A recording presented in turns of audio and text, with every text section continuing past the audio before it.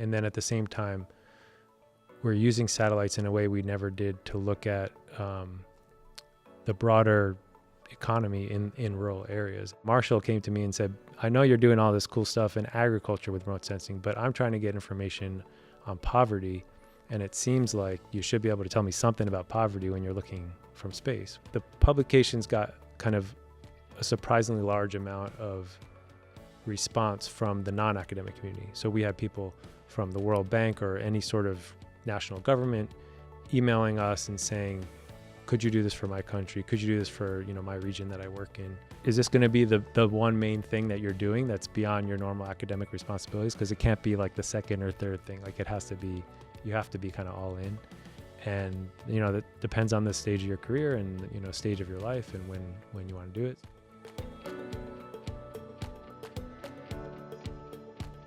Welcome to the Stanford Ecopreneurship Podcast, where we explore how university research and innovation move beyond the lab to shape real-world climate solutions. I'm your host, Sam McClure, and today we're speaking with Professor David Lobell. David Lobell is a pioneering agricultural ecologist whose work bridges academic research and real-world impact on climate, food security, and sustainability.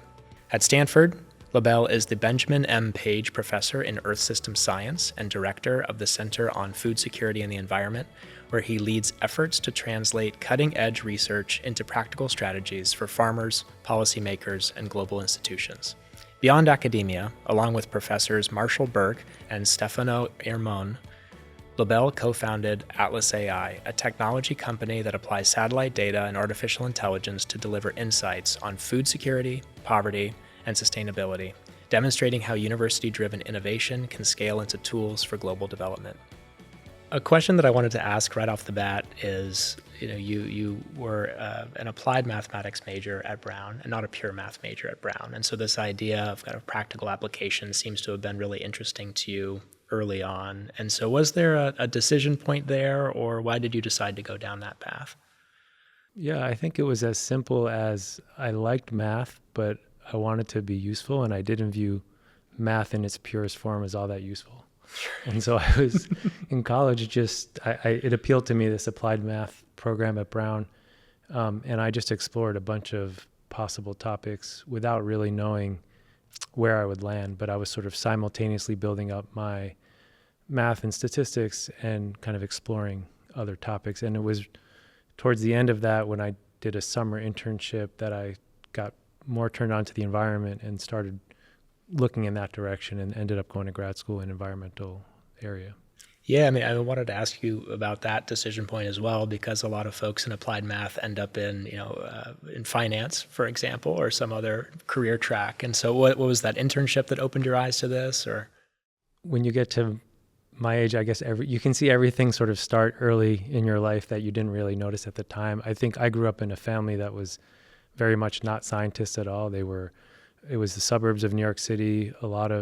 Certainly my dad and many of my extended family were sort of commuting to the city, working in sort of business. And I sort of didn't know the finance world in any sort of depth, but I sort of knew that it didn't appeal to me. It wasn't that interesting. And my parents had always encouraged like my other interests. And I was a kid of the 80s where, on TV, you would often see pictures of habitat being destroyed or famines in Africa. There was a lot of sort of, I think, social awareness of my generation that hadn't existed in, my parents' generation. And so I think I was a typical like second, third generation kid who had the luxury of thinking about, how do I do something useful beyond just sort of providing for my family. And yeah, I really give Brown a lot of credit for having an open curriculum where I could really explore a lot and learn from a lot of leading people. And for me, in terms of when I really got turned on to this stuff, was getting into the field in grad school, like getting out into agricultural areas, talking with the agronomists, the breeders, the farmers, and understanding all of the interesting questions that I had no idea as a kid from New York really existed. But my background allowed me to sort of see, I think, opportunities that existed that they would get excited about. And so it just sort of one thing led to another. And as I tell students these days, like, it's important to enjoy your day-to-day and to feel like you're working towards something that's useful. And if you can have those two things, everything else kind of takes care of itself. Absolutely. Well, what got you out in the field with folks? Was it that internship or a class or at Brown? Actually, when I was a grad student, I had an NSF graduate fellowship, another sort of kind of hallmark institution of our science funding, at least historically in the U.S. So that gives you a lot of freedom. And it turned out that one of my advisors was involved in a project. It was an interdisciplinary project that was led by Pam Matson and Roz Naylor, who both were professors here. What do those projects look like at the time? It was kind of oddly similar to some of the things going on now, even though I haven't continuously worked on it. But initially it was thinking about, can remote sensing satellite data be used to sort of map out the different components of the system that was still at that time very much based on sort of ground measurements or surveys that were being done. So could we tell like which farmers were growing wheat and maybe even something about, what they had grown last season or how productive their wheat was. So basic questions that could then feed into the types of models that were being developed by others around how is nitrogen and carbon moving through the system and how does water get allocated and all of these. It was a very interdisciplinary project. Even now it would be, but certainly for its time it was. And I had nothing to do with the envisioning of that project, but I was able to plug in the sense of using data to provide useful inputs to other people. So the data was all collected by hand previously, and you're talking about using satellite imagery and satellite data. And what was the state of satellite data at that time? I'm sure it's night and day with regard to where it is now, but we were at the point where every image, even if it was from a public agency, cost money. You had to order it, pay for it, get it delivered on a CD, load it up into the software and process it yourself. So it was by today's standard, it was an extremely slow process. But again, like for that time compared to what we were doing in the field, which was going around to farmers and saying, okay, can you show me kind of where your field is? And, tell me when you irrigated and how much fertilizer you used. We basically were trying to combine that data with the satellites. And for some of those things, see if we could map it out from satellites. But it was a fairly slow process that over the years got better and better. And my timing was good in a sense that I was doing it when it was just hard enough that not everybody was doing it, but it was, soon to become much easier. Right. Well, when did you plant the flag and say, this is what I think my academic career is going to be about? Because Brown seemed like you had a chance to explore broadly. You wanted to be in applied math. You weren't going to go to Wall Street necessarily or Greenwich, Connecticut. You come out west, you're a grad student, you get interested in food systems, and then you start to think more seriously about a longer-term academic career. Was there any alternate path that you considered, or did you really start to hone in on these food systems and satellite imagery?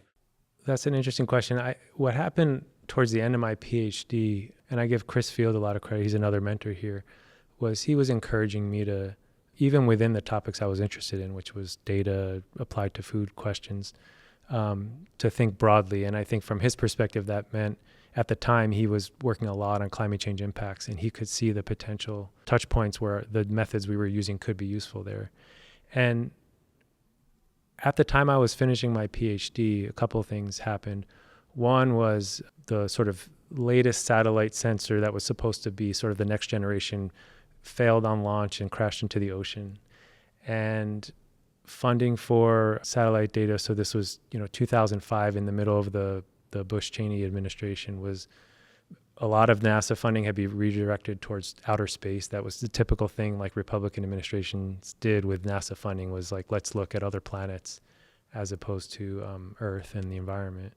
On the data and the satellite front, things were not that promising. And so I actually decided, based on some of the experience towards the end of my PhD, that I was going to shift. And I actually did a postdoc very much focused on climate change impacts and not very much. I continued working on some projects with remote sensing out of interest, but it wasn't in any way the focus of my work. I went in a different direction. From a career point of view in hindsight, it was quite a good timing as well, because climate change then became very front and center in scientific circles. There was a lot of kind of room to grow in that area. So I, again, credit Chris for sort of seeing the opportunity and helping me see it. But then if you fast forward 5 years from that, when I then ended up starting as a faculty member, then the satellite world started to really get interesting again. And in some ways it was my first real love in terms of research. And so it pulled me back in. I got a new investigator grant from NASA, which is another one of these institutions that we have in this country that are really funding for, in this case, young professors, whereas the other one was for graduate students. But really just investing in people and having them choose what they work on and, report back occasionally, but it's really a very light touch. I had not heard this. Going back to something you just said, I had not really heard or connected the dots on more conservative administrations wanting to look outward in space and maybe more progressive administrations focusing those cameras on Earth. I mean, what you're talking about is an administration change, right? Where all of a sudden maybe the Obama administration was more focused on collecting Earthbound data. Do you have a sense of why that is? Is it part of a broader political narrative, or is it so wrapped up in the politics of climate change and environmentalism that it's sort of tough for these administrations to look past that? Like what? I don't know the full history of all the cycles, but what I was sort of told as I was coming of age, which was, I started grad school the year that Bush was elected, having come out of 8 years of a Democratic administration, and was working in the remote sensing. And it was just sort of conventional wisdom that it's not that at the time that Republicans were anti-science, but they were very much more in favor of basic science that didn't really have direct policy relevance, or particularly on the environment. They didn't necessarily want to invest in finding out what the problems were or what the solutions might be. So that was sort of the conventional wisdom. These NASA investments are kind of decadal in timescale in the sense of new missions get proposed every year. They select some, it takes many years to develop them, and the satellites go up.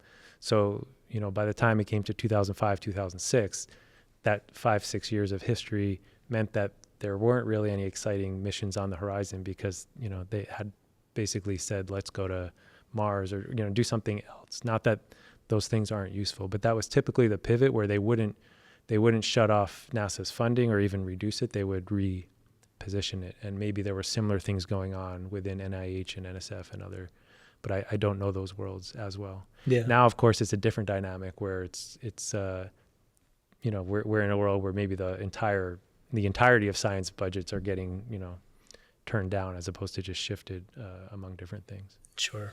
But also in a world where potentially more data is available from the private sector. I mean, is that fair to say? Like, how has the geospatial data become ubiquitous or more accessible or cheap or free? Yeah, on the geospatial front, I think two things have happened. One is the private sector has innovated a lot, and they do have some level of commitment towards providing research communities with those data sets, although they often want, some return on that. The other thing is that Europe has really taken on a very big leadership role that didn't exist when I was a grad student.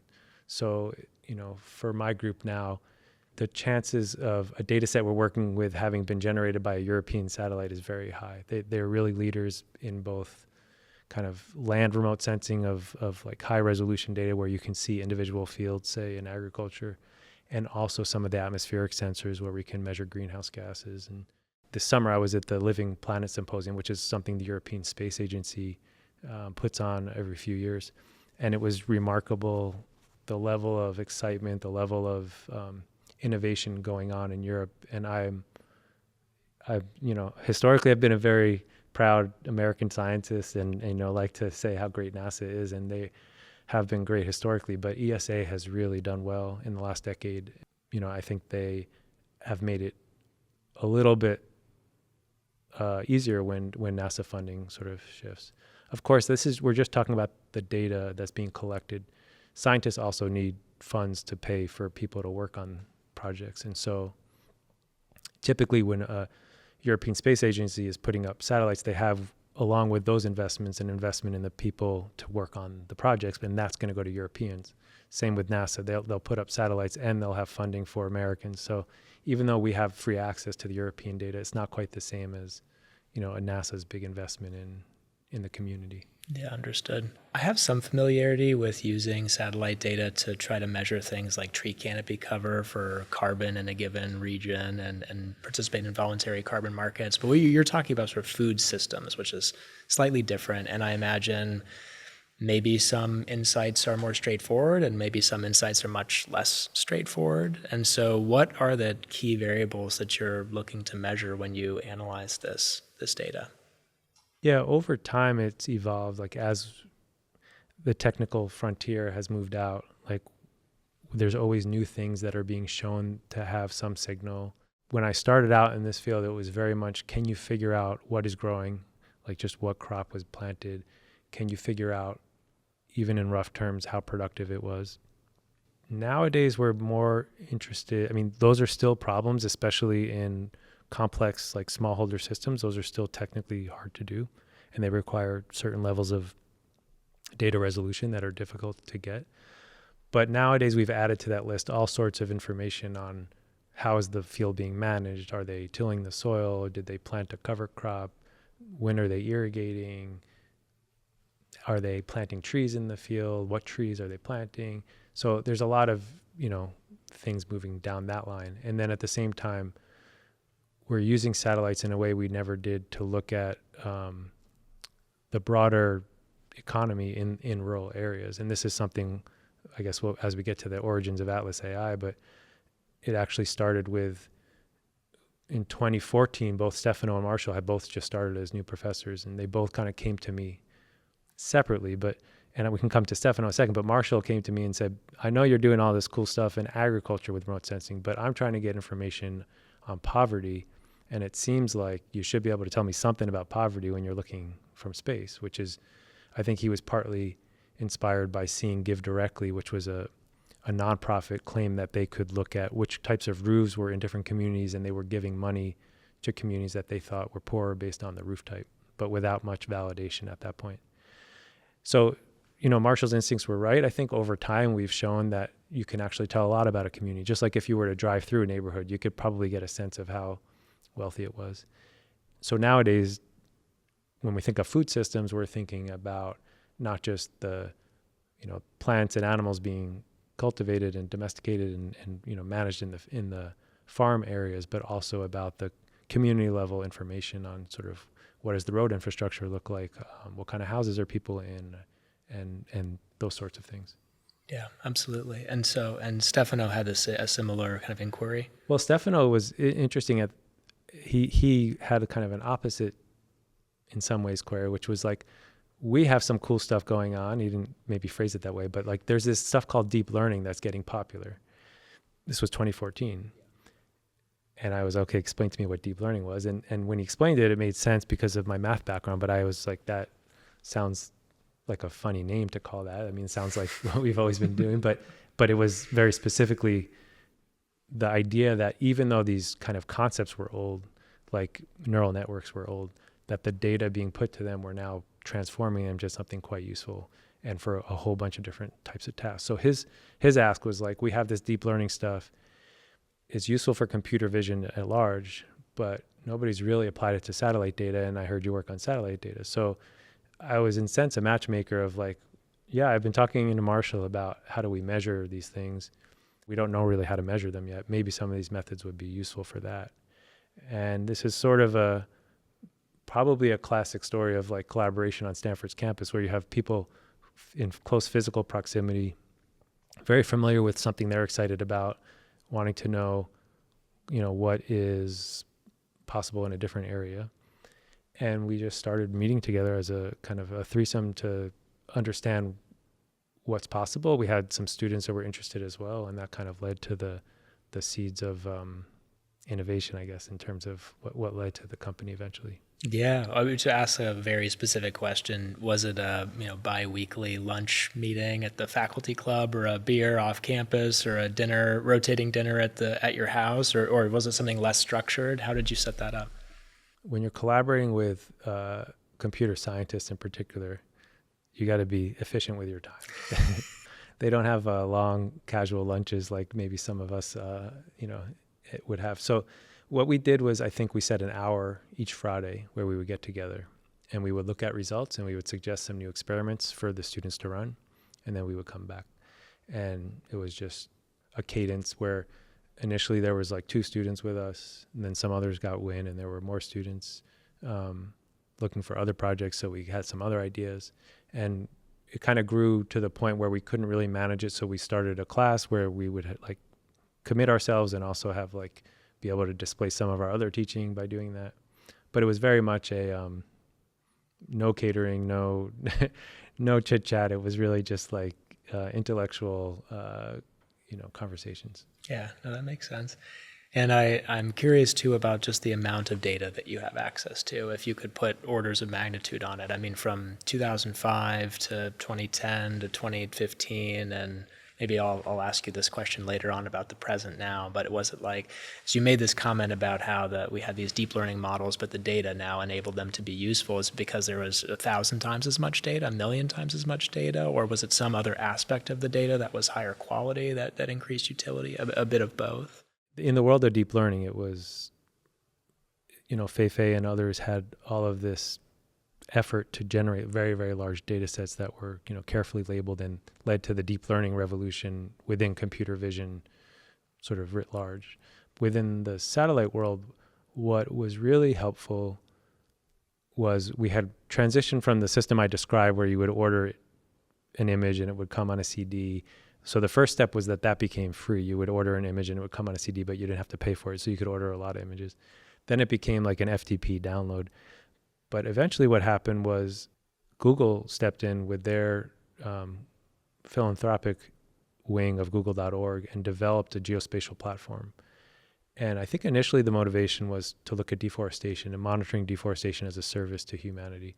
But they put together this Earth Engine platform that also ingested all of the public imagery that had ever been acquired.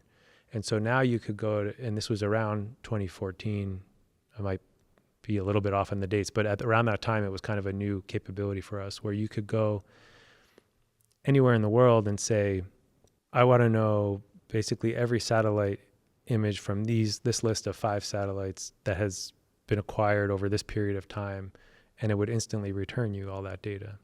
And so that was no longer the constraint. What happened to be the constraint at that point was, what data do we have to train against? Like the satellite data we think of as inputs, just measurements of light coming off the surface, but then we want to know, say, the ground truth. What is it that we're trying to predict? If it's wealth, then what is the wealth of this neighborhood? Or if it's crop yield, what is the yield of this field or whatever? And that was the constraint. So at that time, for the initial project where we were doing poverty mapping, we put together, through various public data sets, something on the order of thousands of training points. And so we had to, in the world of deep learning, that was completely unimpressive. And we had to think about how to work in an environment where you didn't have much. And one of the ideas we came up with in that first year of sort of going around the table is like, maybe we can introduce an intermediate task, which was to take something that is widely measured, but not exactly what we want, train a model to do that, and then take that model and then train it to do what we actually want. So in our case, I think this may have even been the student who was working on it, Neil Jean and Michael Shea, they were the 2 students leading this work, that we had nightlight data, which is kind of used typically as a proxy of where humans are living and where they have access to electricity. So we trained a model to predict how much light there was at night based on the daytime imagery. And then we used that model to then predict from the daytime imagery with some fine tuning what the poverty levels were. And the way Neil liked to present it was that it was like taking the Jamaican bobsled team, and they would train in the dry, warm conditions of Jamaica, and then they would go to the Winter Olympics and do a few runs to run the real bobsled. And that's kind of how we initially envisioned the model. Now, over time, the methods have changed and like the amount of data have changed. But we really, I think around that time, we're transitioning from the inputs being a constraint to the labels or the training data being a constraint. Right. And this was a period of how many months or a couple of years that you're having these luncheons? Yeah. And then I want to get to the sort of how Atlas AI came to be. So it was, as I mentioned, kind of started late 2014. We had these weekly meetings. We started writing some papers, like conference papers. We had other students start working on other projects, looking at, can you predict access to sanitation or road infrastructure or other things that were not poverty, but they were sort of still in the human development sort of realm. And I guess a couple things led to the formation of Atlas. One is that the publications got kind of a surprisingly large amount of response from the non-academic community. So we had people from the World Bank or any sort of national government emailing us and saying, could you do this for my country? Could you do this for, my region that I work in?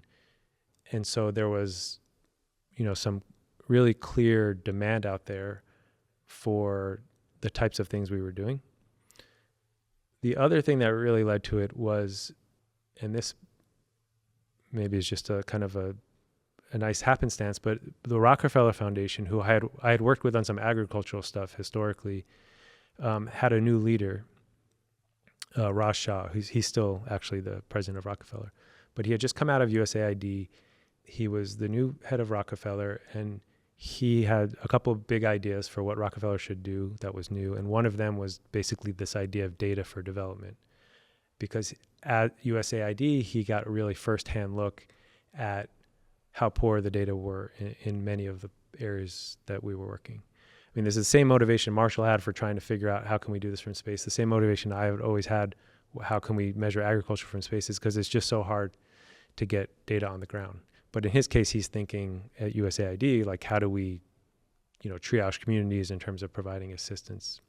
But he's thinking at this point much broader. How does how does the data revolution benefit the poorest of the world? And so he happened to be on campus because this is probably too much of the gory details, but maybe it gives people a sense of how much happenstance plays a role in these things. Jeff Rakes, who was the chairman of the board of trustees, who also had a connection to the development world because he was a longtime head of the Gates Foundation. He actually kind of double booked in a week where he had the board of trustees meeting like Monday, Tuesday, and then he had something called AGRA, the Alliance for Green Revolution in Africa. He was also chairing, also meet at Stanford. And as they were meeting here, he invited the Stanford researchers that he knew, including Marshall and I, to present to the group. And Raj happened to be in the audience. So that night at dinner, Raj and the chair of the Rockefeller board, who was also on the AGRA board, a guy named Strive Masiya, both said to me, like, that's cool stuff. How do you do it? Like, not just a little bit more, but how would you do this? I think Strive's question was, what would you do with $10 billion? That's his sort of just general framing question for what's the big idea here? And pointed to Raj and said something like, he'll give it to you. But Raj, to his credit, like, he followed through and he was committed and engaged and flexible. So like, eventually what I told them was, we do see demand out there, like, same as you.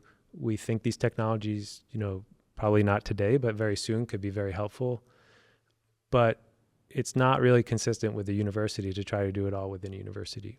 And so then the question was, what else would be useful? And, or how could you do it? And we didn't know at that point, but we just said, well, like, it's going to have to be something outside of Stanford. I remember going to Stefano and Marshall and saying, like, would you guys still be interested if we tried to spin something out? And they both said, yeah, let's, it's a chance to have impact in the world, and let's see what happens. And why was it that you didn't think that Stanford would have been a good home, or why there was some incentive misalignment? Or at that time, it just struck me as obvious, but it probably wouldn't have been right when I was starting out. But I think when you're here for a while, you understand that Stanford is a place for scholarship at the cutting edge of scholarship. And once you've published a paper, for example, showing that you can use satellite data to come up with meaningful maps of, where the poorest and richest people are in a country or community, and you've shown that for, say, 5 countries in Africa, having a student write the next paper to show it for 5 more countries, and having the next student write a paper to show it, for a continent, and then having the next student write a paper showing that you can develop a platform, like, this is just not leading scholarship. It's not going to be compatible with the idea that we're training students to be on the cutting edge. If you wanted to do it within a university without students, like if you're talking about setting up a center with staff that can sort of interface with both public and private sector, I didn't know much at that point about, there are examples of that on campus, but my initial reaction was we could never pay those people enough to have them be sort of leading AI researchers and still, not and retain them. So, I said as much to Raj, I figured the best policy here is just be totally upfront. There's no point in doing this if it's not going to work, if it's not viable. And I said, by the way, like, the students who know how to do this, who could hit the ground running and who have expressed some interest are graduating in May. So like we better figure out by February, this was like in November, we better figure out in February if this is a real thing or not. And again, to his credit, he's like, okay, let's figure it out. And then, eventually they were able to set up something called the SAFE agreement, which I didn't even know it was at the time, but it's a way of like quickly getting something up and running where you kind of defer the terms till future investors come in. But they put a couple $1 million into the company right away, bought into the idea of a public benefit corporation. I mean, we can maybe talk a little about how we decided on that track versus a nonprofit, but I would love to actually, because it's a really important step. So because you decide to be an external organization. Right, but there's a whole list of possibilities if you're external. Nonprofit, for-profit, and you decide to take the for-profit path, presumably because you think that you need top-level AI researchers, and those people need to be compensated with market-level salaries and maybe an equity position in the company, right? That's number one, yes. I think that was something that was kind of our assumption, and then we sort of tested that assumption with some of the students, and they said, yeah, like that, we're talking about like a very competitive market here. I think the public benefit aspect to it was a nice, like something we didn't really know about beforehand, but it was a nice option both to make sure we had this dual mandate at the board level to be profitable, but also to have impact, but also to kind of attract the type of employees who wouldn't necessarily demand the leading top markets compensation because they wanted to have impact. You're trying to select out in some ways the people who really are motivated by impact. I think the other element though, and this was again, probably just assumptions we had, not necessarily true, but maybe it's like a little bit of being in Silicon Valley, you start to just believe things that may or may not be true. Sure. But our feeling was like, if we're going to have impact, that means we're going to be scaling very fast. And if we're going to be scaling very fast, that just sounds like private sector to us, right? Now, of course, nonprofits can scale, but we thought the discipline of being a for-profit enterprise would, eventually lead to bigger scale and bigger impact. Yeah, no, that makes a lot of sense. And just to loop back on the difference between a normal corporation, a public benefit corporation. Public benefit corporation walks and talks exactly like a normal corporation, except it has a purpose statement, a benefit statement in the charter. And then you, as a board member and officer, you have a dual fiduciary, not only to manage to maximize stockholder profits, but also to the stakeholders and to the public benefit. So you have this sort of balance of interests.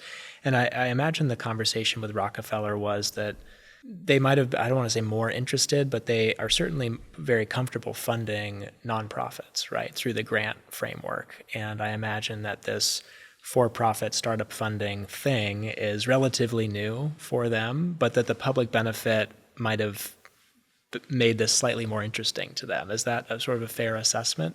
Or were they going to fund this thing either way, even if you weren't a public benefit corporation? One of the reasons I did this, and maybe we'll come back to this later too, but like I thought it'd be fun to learn about how this world works because I had never done a company before. One of the things I learned early on was that Rockefeller Foundation, like many other foundations, actually used to have a lot of investment in private sector companies.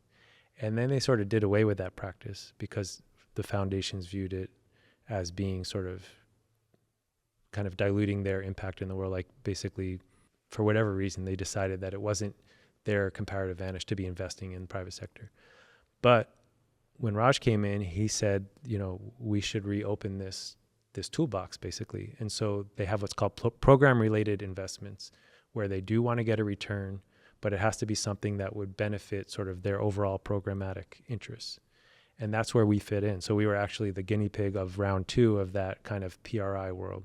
And they've since, I think, done a bunch of them.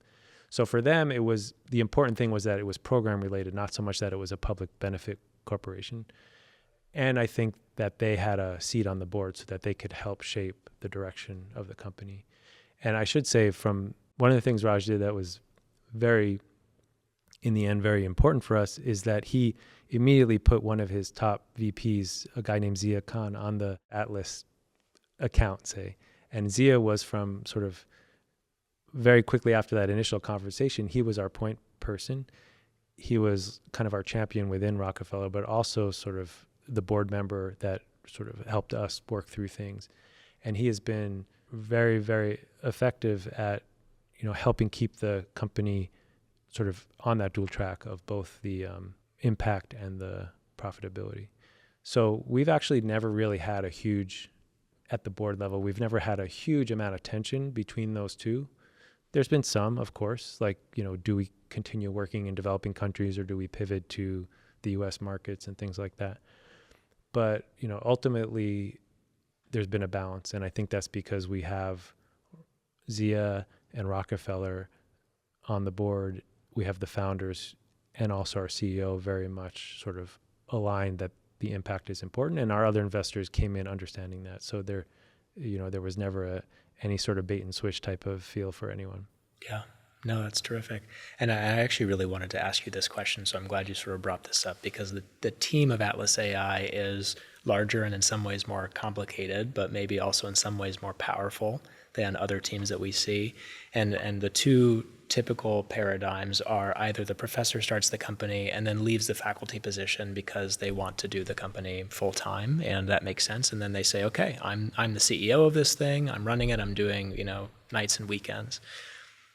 The other version that's very common is the professor says, I want to stay on faculty here. I will be the chief scientific advisor, and I'll be available for an hour a week, and you all sort of run the company. And they might take a very small equity position or a very small salary in exchange for that.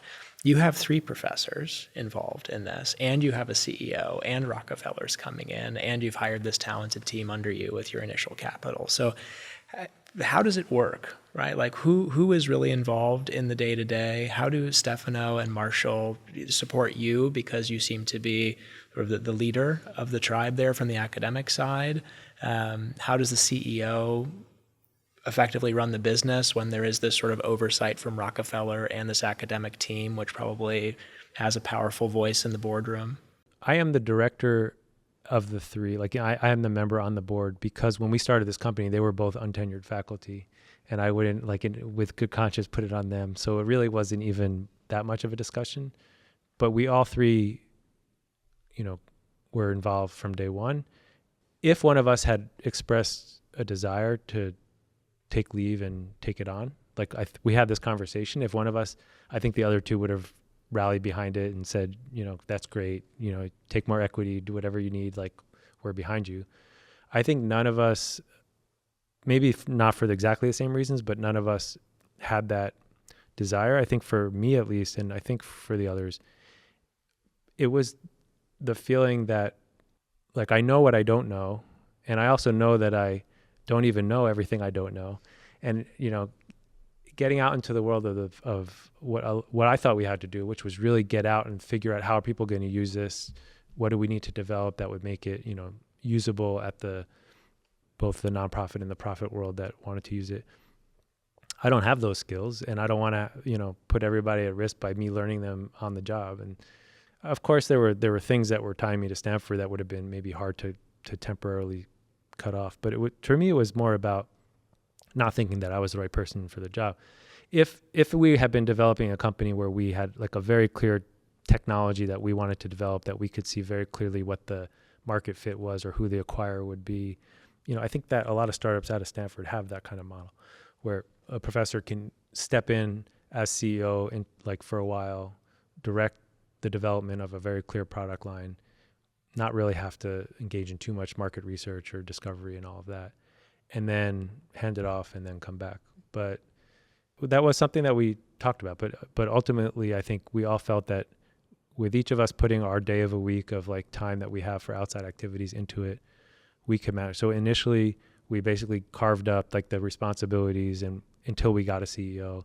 And then when we got a CEO, we, changed our responsibilities, but we're still pretty heavily engaged. And then over time, we have spent less time on it, been more sort of involved on a case-by-case basis of who's, still Stefano is the deep technical person. Marshall is really the one who understands sort of the use cases and the economic development. And I'm more of the remote sensing type person that's more or less been true throughout.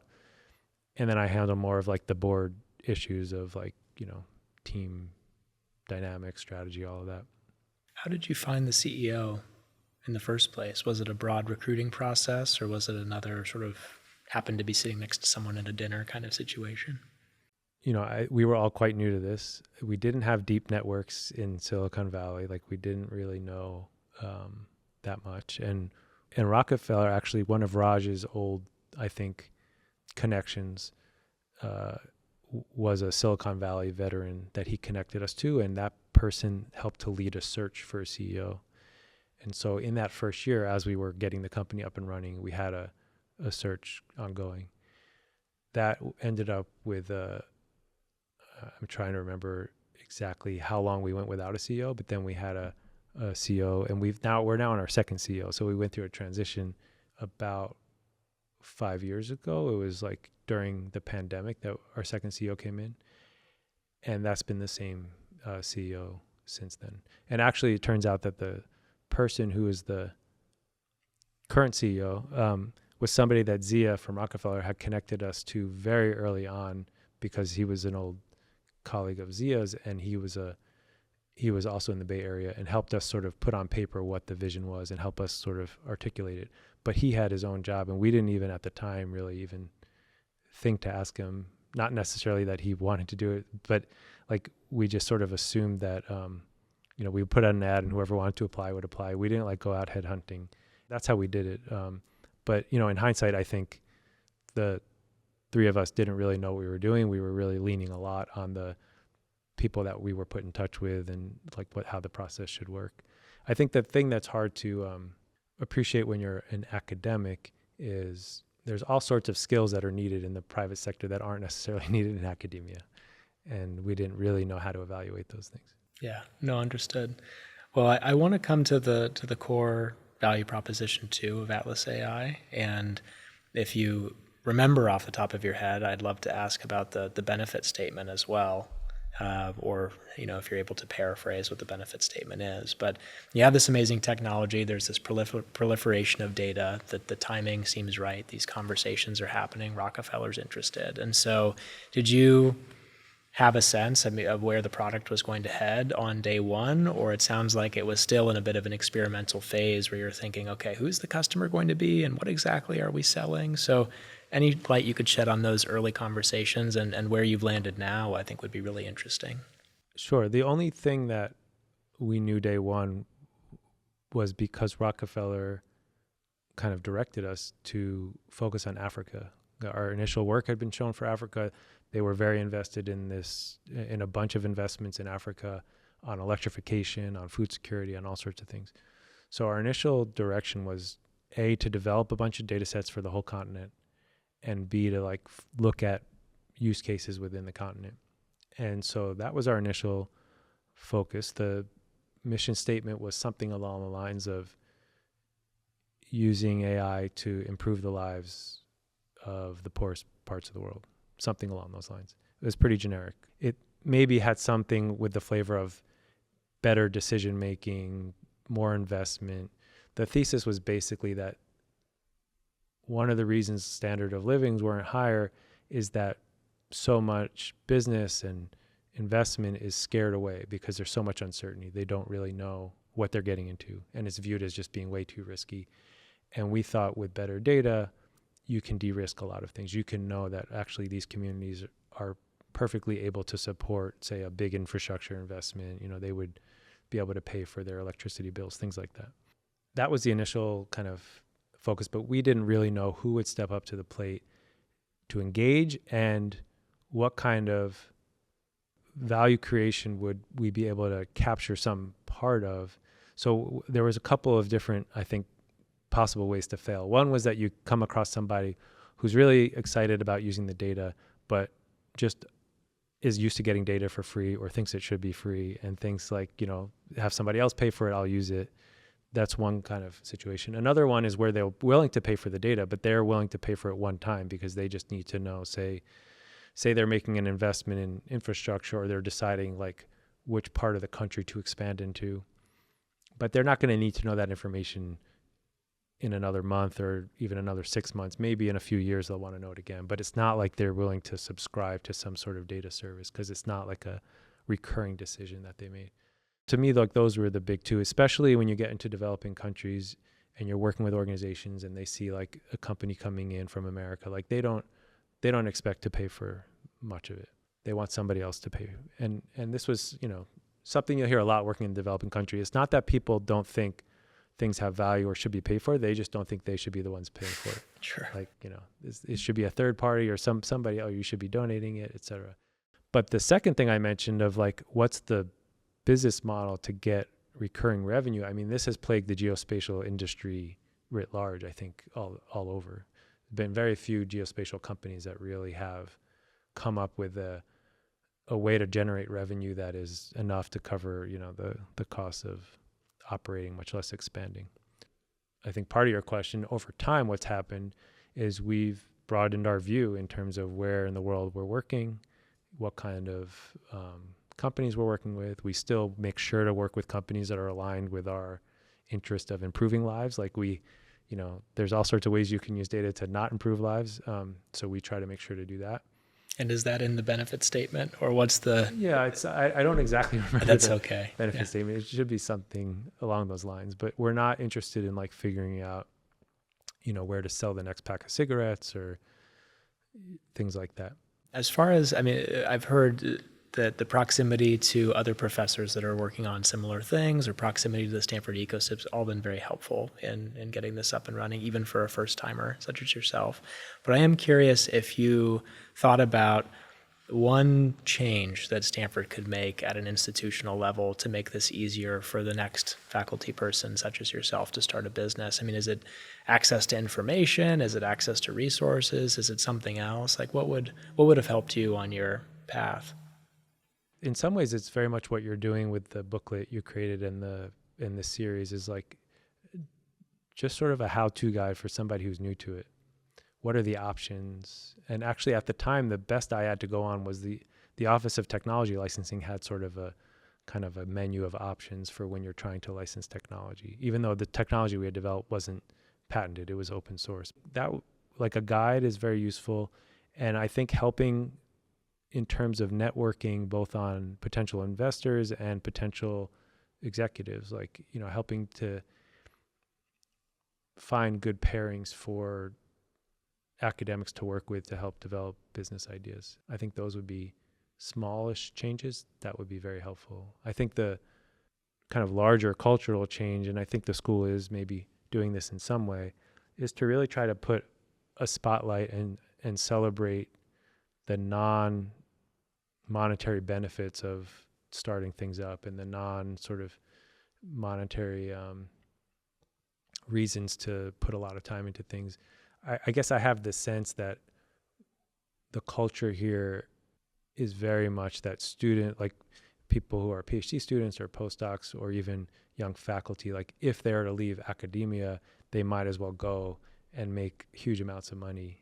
And that's like the main option. And I worry that it kind of goes back and forth. Like there are still many students who really want to make sure they have impact and do something positive in the world, but they really can't resist the huge amounts of money that they think are to be made in I don't know, right now the main thing is like, generative models and agentic AI or whatever it is. But those are almost always about problems that don't necessarily improve the world, right? These are about selling things and, getting people's eyeballs to watch things more and stuff like that.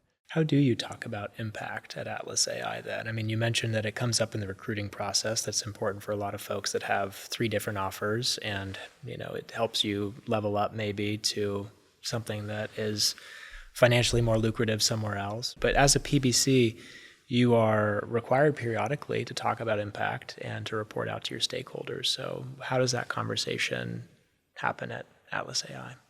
Mostly it's by examples. Like we just have continued to put together examples that we're really proud of, that we would talk to new recruits about or we would talk to the team about. One that's recent, for example, is we won a big contract with the Global Alliance for Vaccine Delivery, Gavi. So they are using our technology to help go into communities and immunize with certain vaccines more effectively. We also have worked with Nutrition International in a similar sense, trying to identify those communities that would benefit most from supplementations or nutrition interventions. One of the things I think most people who live in any part of the world, like for me in agriculture, it was like most people who live in in Iowa, for example, they don't see every cornfield as the same, like somebody driving through it, for the first time would see it. Like they see all the subtleties, they understand all the differences. It's the same in these developing countries. There's all sorts of important differences locally. And so if you go into a poor region, yeah, it's a poor country, but you still need to know, like, where do you need to go? Which communities are not needing this? Which communities are needing this? So there's been all sorts of great examples of people looking for the poorest of the poor. Another I mentioned, Give Directly, which was like way back in the initial conception of what might be possible. They're now using our data to go in and do cash transfers. So a lot of our kind of use cases that really focus on the poorest of the poor and delivering services to them, I think are very motivating to the team to work on and great examples. But we don't have any of those like aggregate metrics that we're reporting out each year of like, maybe they're in the works. I actually don't know, but like we don't have it. The board is not saying, okay, what's our metric this month for number of lives saved or things like that. We don't worry about that. Yeah. So, and at the same time, like our more commercial applications, I think people can see that it can really help generate overall economic growth in regions. And that is also by itself having some positive impact. Yeah, that makes a lot of sense.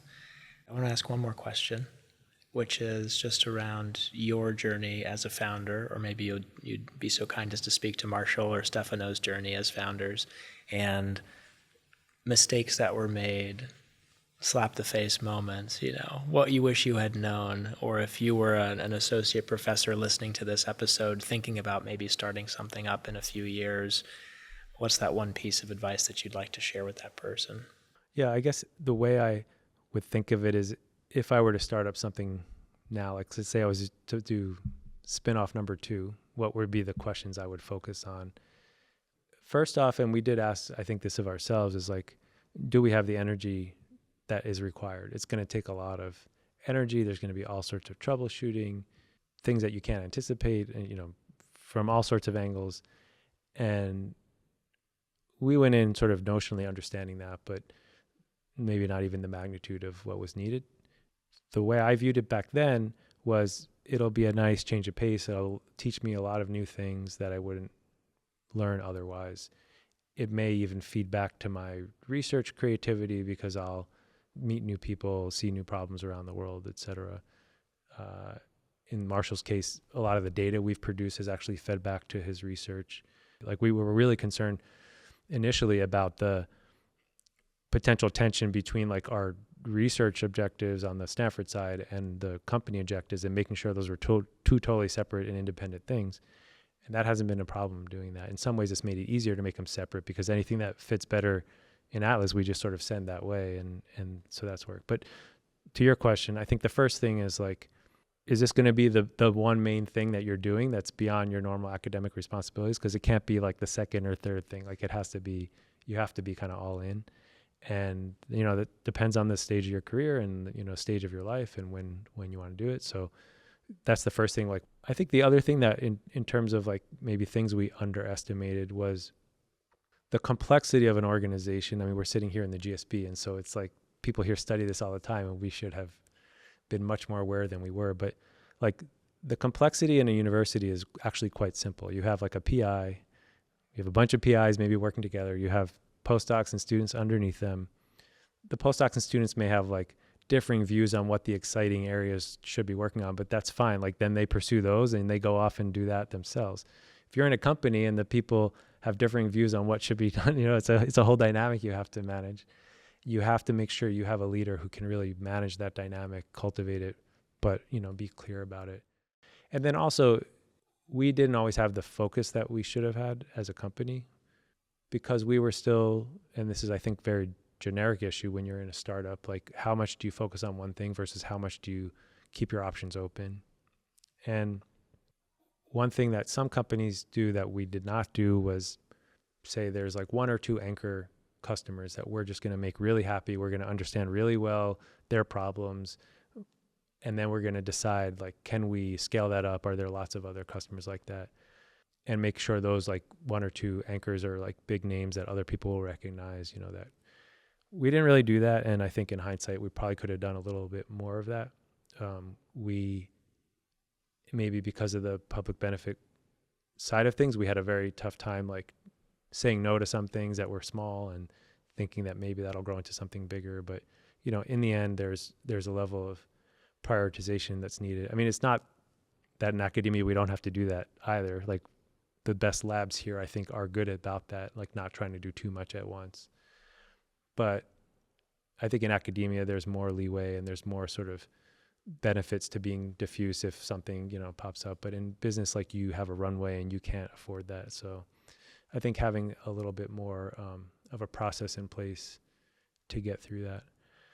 Maybe another thing I've learned, it's not so much a mistake, but like, I don't think any of the three founders were particularly well networked, and, we're not very social beings, and we don't have a huge list of people that we were able to call upon at the time or can call upon to help troubleshoot or to help hire or whatever. And I think for faculty who are, even if they're not thinking immediately about starting something, to start like keeping track of the people you've met and like understanding who it is. Like we don't even have, like sometimes we'll be talking about something and like our CEO will say like, do you guys know anybody in this organization? And we'll all say like, no. And then like he does a bunch of homework and comes back and he's like, okay, we're going to talk to these three people. And then like two of us say, oh yeah, I know that person. So, we're just, I'm sure he's very frustrated by us sometimes, but you can see the benefits of a good network, and there are some faculty here who have enormous networks, and I think it's worth cultivating if you're thinking about eventually needing the sort of people to lean on to spin something out. Yeah, it takes a little time and attention. Yeah. Awesome. Well, that was a lot of wisdom. Yeah. So thank you so much. And thanks for coming in. This is a really lovely conversation. Yeah, thanks. I enjoyed it. Appreciate it.